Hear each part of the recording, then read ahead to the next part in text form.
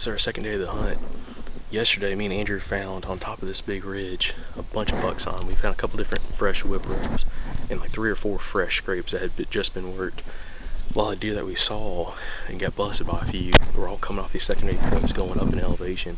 Today we got a little bit different wind conditions. We've got a lot lighter wind. We've got a lot of overcast day today, so we're gonna have some falling thermals. So we're gonna slip through this bottom and actually look for more whip rubs down low, but also more feeds on. There's a lot more water oaks down here in these bottoms on these secondary points, so we're gonna kind of ease around. There's a big thermal hub I want to get to and check out and see if we can find some buck sign coming off the top of the ridge, dropping down to those oaks. So it'll be pretty interesting. But Shane had an awesome hunt yesterday. They got on a bunch of bucks. They're trying to go back in and try to fine tune their setup for today, but and then Andrew's going on a different side of the mountain, so he's going to be up a lot higher in elevation if we're looking for deer. So should play out pretty well.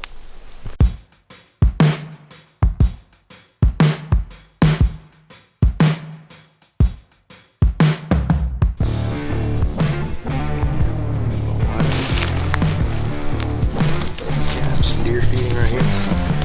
No, lost that. There's deer droppings already.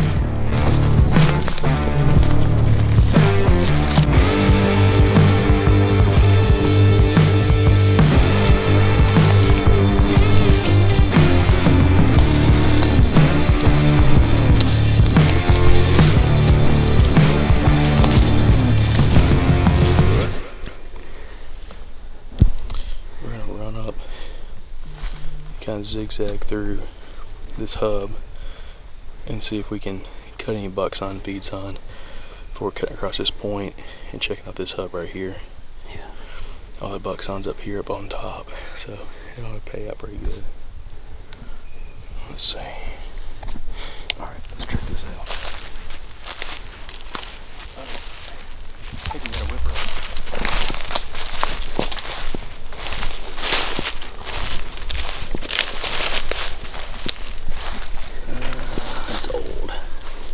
Not fresh, but that's what a whip rub typically looks like. They hit real small trees, and that one doesn't have much damage, but some of the ones this size, they'll break the top of it out if it's a good buck.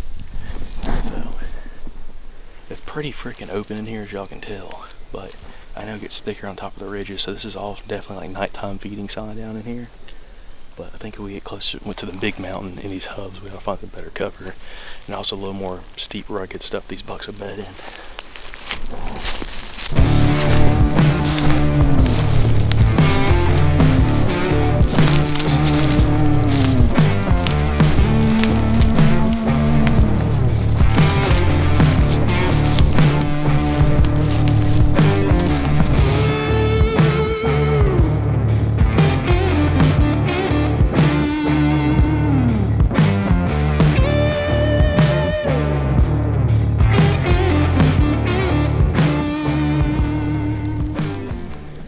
Some feed sign right here. I think a lot of this is turkeys. I don't see any oaks, any acorns on the ground, but we got a big red oak right here, 2 big red oaks and a mountain oak. They're just scratching. Deer feed sign looks similar, but it'll look, to me, what the big deer sign I've seen when it comes to feed sign, they don't have it completely raked out like that. It's just like the whole ground's just tore up. Like it's just tore up like you came through with a mulcher. So that's more than likely turkeys, which there's a lot of birds in here, but as we kind of keep going a little bit higher up, we ought to find a little bit more of that feed sign, a little bit closer to the bedding locations.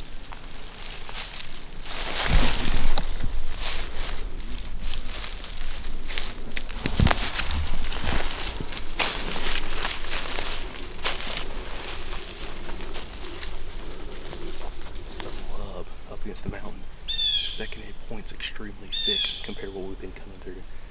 It's pretty high stem count saplings, so with all those saplings being up there, it's going to be pretty good cover when we still have leaves on like this. We got a couple big white oaks right here. I want to see if they're dropping and see if we can find any other feed sign right here, because this would be a fantastic kind of setup if you had the buck sign, or they're just bedding up here on these secondary points right above you, dropping off to feed in the evenings. So we'll spot check. There's a couple more white oaks behind us. We'll check too. Kind of get a better lay of the land and see if the deer are using this area right now.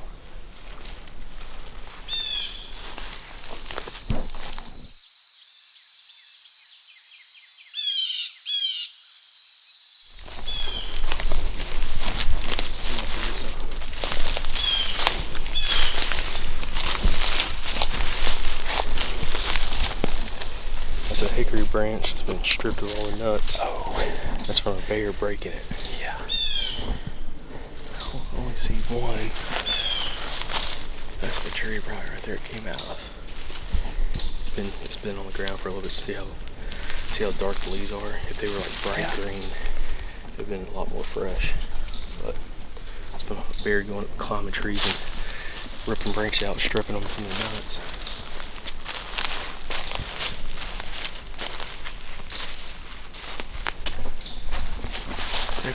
Definitely be a cool spot to come turkey hunting. Yeah. This is some more turkey feed sign right here. It says we got some more white oaks up above us, but we're gonna keep on working up. Jump into this next thermal hub. This one's still too open right now for a buck to use during daylight, in my opinion.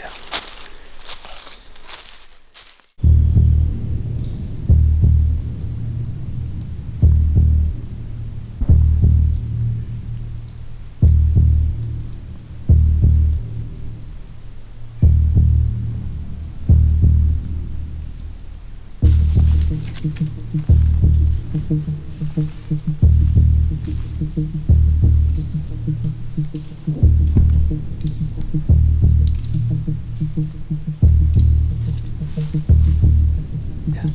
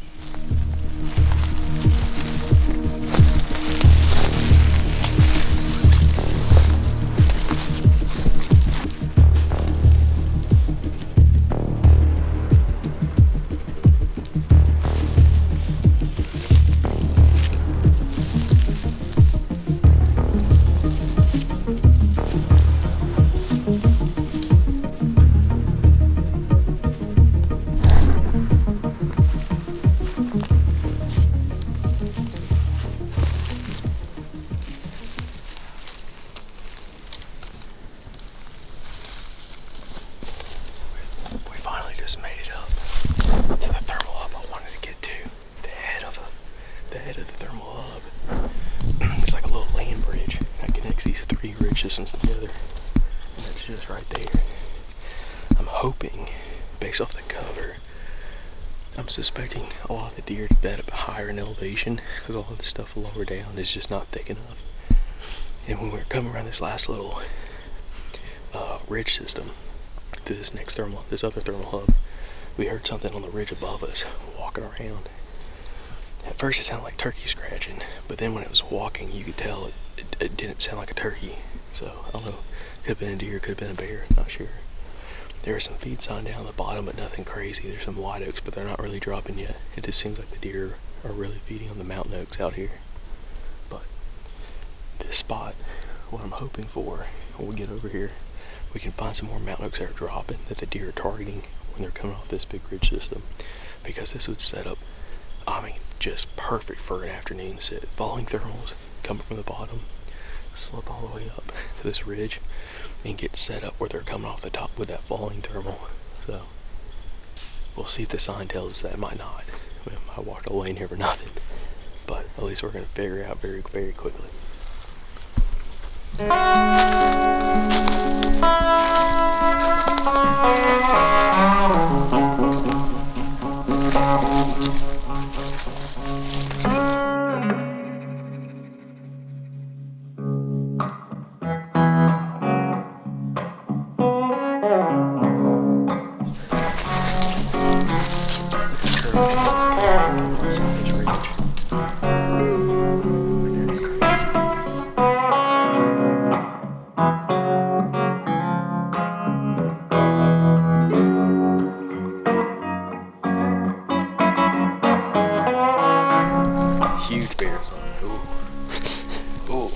Shane just found a bunch of bear sign. Put me in, coach. I'm ready to play. He don't want to shoot a bear. So we're right now at the head of that thermal hub. It's kind of like a land bridge. There's a high spot. It gets lower right here behind us going up towards the mountain. There's a high spot between these three ridge systems. And when we were walking through here, it's pretty tight. This high spot is probably 30 yards wide. I was saying probably off camera that we ought to find at least a scrape here and probably just some road sign, because there's a lot of big trails that intersect right here at the head of this. And just acorns falling. So right here we got some cedar trees, got some old rubs on all of them. There's like 3 of them around us. There's a smaller scrape right here. Nothing crazy impressive. Got your licking branch right there. But it's just, this is a great little funnel for bucks cruising through here during the rut, going from one ridge system to another ridge system without having to go down through some super steep, nasty stuff. So this would be, if we were back here in November during the rut, I would definitely come and sit this for sure. It'd be a killer spot for sure, catching deer with our bedded higher up on the mountain, dropping through here, sitting check it. We just gotta find some fresh deer sign. That's what we're looking for.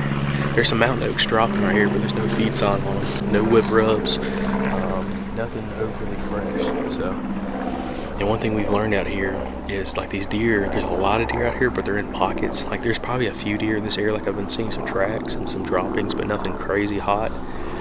But like when we were on the top of this mountain yesterday, it was just tore up with sign. So I'm thinking there may be more and more deer on the top than they are down here, because the top's like a big plateau, and they might just be off. They might not be off these hillsides really right now at this timing of the year, at least in high concentrations.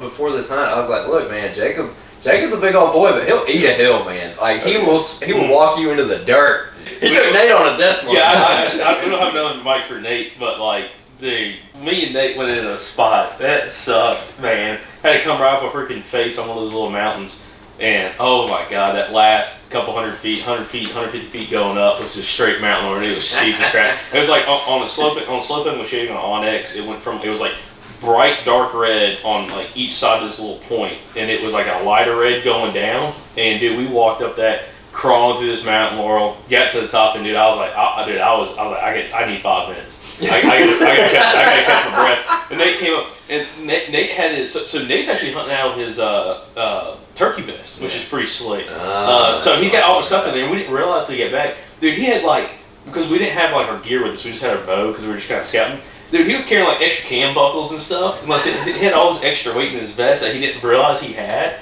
And we were just climbing mountains. So it's like he's walking around with a weighted vest the whole time. I was like, oh, dude, that sucks. That night when he came back in here, like you had left, I asked him what he thought, and I don't believe he cusses, but the way he looked at me, I believe he was cussing. Like there was legit like madness on his face. Been very, very lackluster with the deer sign. We just climbed all the way up to the top of this mountain. That's why I look super red and sweated up. But we're gonna work this ridgeline back down and then drop off to the truck. But we haven't seen any fresh whip rubs. Very little feed sign. Just a lack of deer. But Shane, he's with camera guy Seth. They went all the way over to a different parcel of the public. And they got on a bunch of really big bucks on, both from this past year and some fresh stuff. It's a pretty big area they're in, and I think what we're gonna do is, if we don't find anything else good on the walk out, we're probably gonna meet back up with those guys at the house, and then we're gonna try to come up with a game plan to go hunt in around that area that Shane and Seth have been scouting that's got both bear and deer sign. So again, we got tags for either one, so you know, it's pretty much fair game there. But we'll keep on easing through here, see if we can pick up any other sign up here.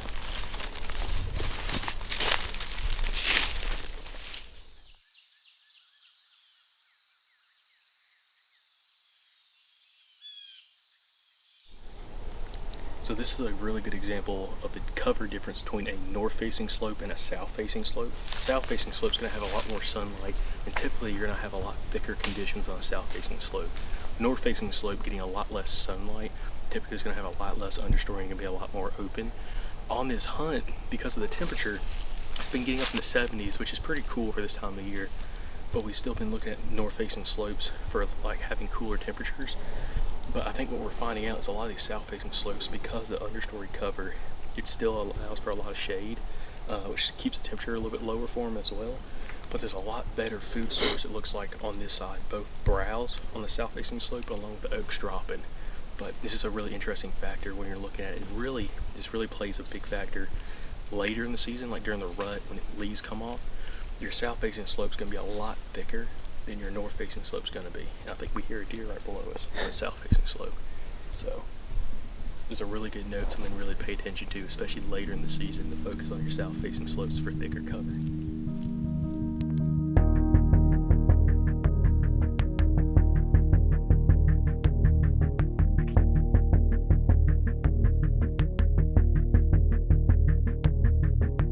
And those areas had big buck sign. We found some when me and Nate went in there, some like a very large rub, or actually a couple rubs on mountain laurel, where like I've never seen a buck rub mountain laurel like that ever. Where he had rubbed it enough, and it was probably about 1.5 inches in diameter at the base of what he was rubbing. And mountain laurel is a very hard plant. It's one of those things that like you can't. It's hard to bend and break it, especially if it's bigger than maybe one of your index, maybe your index finger. And he had snapped one of those and split it in two, shredded it, and then shredded another one next to it with tine marks that were almost like sternum high. And I'm like, that is super impressive. It was right next to some really hot beet sun.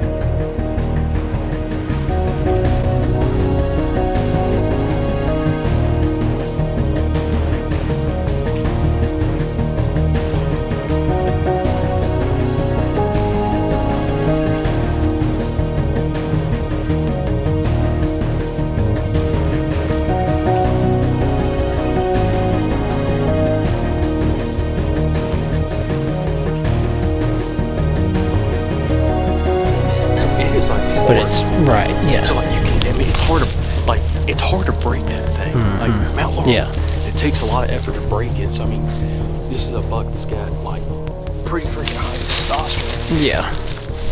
We just came on this couple really good rubs. These are kind of like what you'd call like some of your earlier whip rubs, probably from a better quality, mature buck. He has thrashed this mountain laurel. So this deer, he's come in here and he's hit 1, 2, 3 different sections of this mountain laurel. I mean, just piecing it up completely. I saw it when we were walking. We were just side hill and below it. I looked up here and I could see all these broken branches right here where he's just come through and I mean just thrashed this thing, which is an awesome sign. The problem is where he's living right now.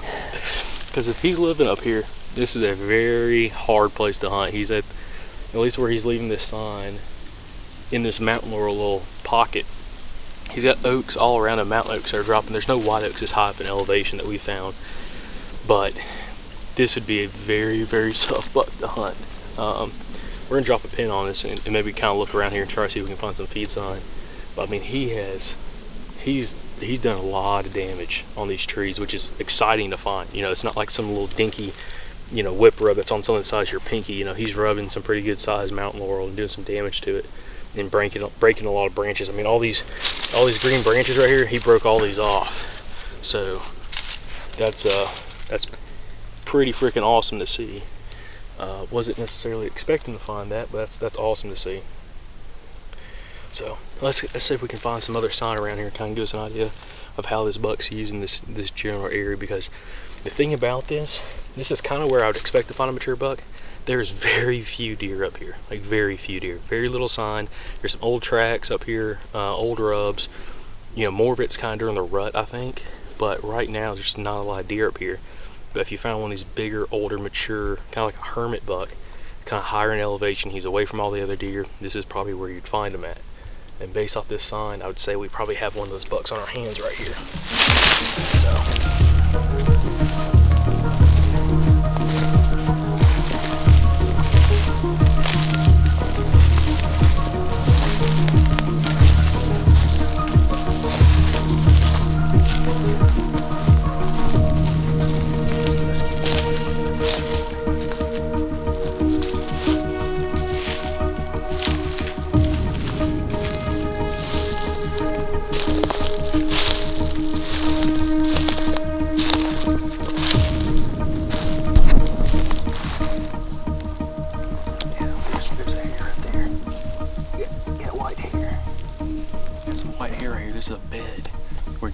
below where that scrape, or where that rub was at, the fresh rub, is probably 55 yards above us. There's a bunch of mountain oaks right here in this little swag, this little low spot, right before it goes out to this big long secondary point. And there's a bunch of feed signs. They're feeding on mountain oaks, which is something that we've realized last day or so. And there's droppings, both fresh and new, all over this place, tore up. There's a nighttime bed right here. And there's fresh droppings right next to it. And that's a pretty big bed. I mean, dude, that's, you know, that's 12 inches, 15 inches longer than my bow. So that's a pretty good size deer right there. Fresh droppings. And to be honest, I wouldn't surprise me if that's a buck laying here in this little swag, this little low spot. Early morning, come back and feed before he shifts back to wherever he's gonna bed for the rest of the day. But I really like the way this spot looks. It's just gonna be hard to get in here.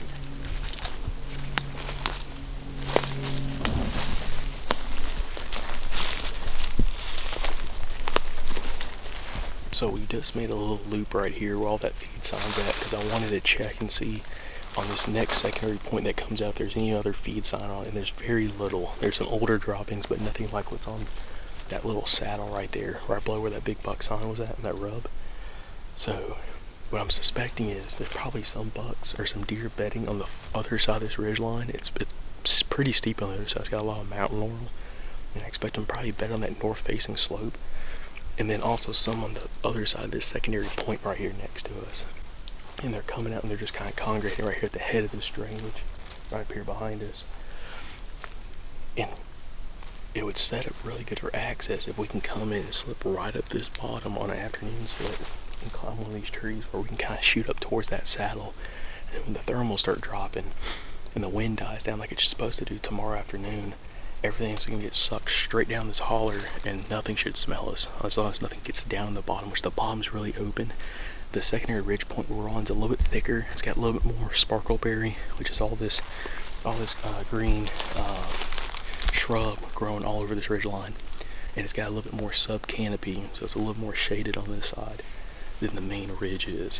So I'd expect to see some deer coming from this secondary point and other deer coming from the top, coming down and feeding into this section right here. So I think what we're gonna do, we're gonna walk over here. I'm gonna set up a mock scrape, and then we're gonna kind of scout our way out, kind of find us an exit route, so we know how to get back in here tomorrow afternoon.